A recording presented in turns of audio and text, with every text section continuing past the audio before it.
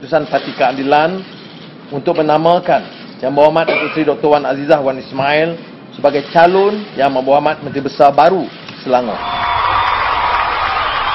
Saya dipanggil nenek yang sepatutnya menjaga cucu, yang akan bantu supaya menjadikan Kajang itu tumpuan negara dan tentunya untuk masa ini antarabangsa. Kita mempunyai banyak kelapa dan kelapa mempunyai banyak khasiat. Tetapi imej kelapa yang dibawa sebagai balance tu kan, itu tidak menguntungkan negara kita. Dan tidak memberikan satu boleh tak penjelasan? Dah tak ada pula ramai pula yang tinggal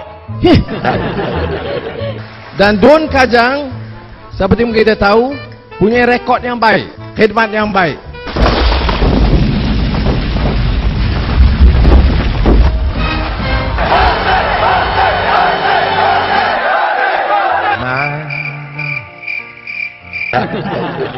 Prestasi ekonomi negeri Selangor di bawah Tan Sri Khalid terbaik dalam sejarah negeri Selangor.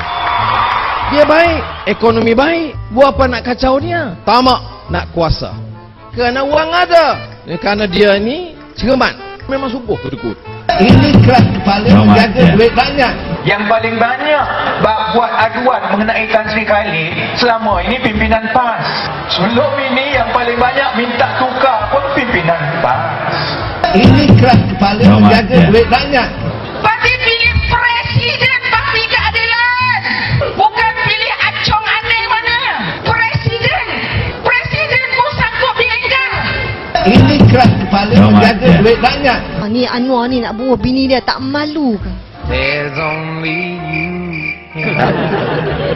Saya dipilih tanpa ada apa-apa pengalaman. Untuk menjalankan kerja ini, saya anggap ini sebagai satu tanggungjawab yang sangat berat. Kalau boleh mengimplementasikan My track record on investment, my track record on merger and acquisition, I think I should be able to give advice.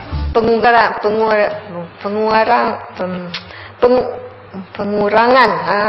Dah. Saya tidak ada jawatan, Anwar pun tidak ada jawatan. Kalau boleh kita tukar, kita tukar. Saya mohon agar kita boleh tukar. Saya dan rakan-rakan tidak mahu amalan nepotisme membudaya dalam keadilan. Amboi. Keadilan bukan milik individu atau keluarga tertentu. Siapa makan cili, terasalah pedihnya tu. Dia hanya tahu perut dia dan berapa banyak dia boleh kebas. Tahulah perut dia macam mana. Desakan daripada parti itu lama. Sehingga keadilan memutuskan sejak 50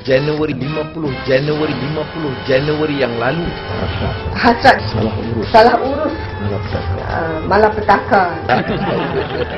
Tak boleh pakai, tak ada spare part. Dah. Saya percaya tanggungjawab saya sebagai pemimpin ialah menunjukkan bahawa reformasi yang kita agungkan ini berhasil.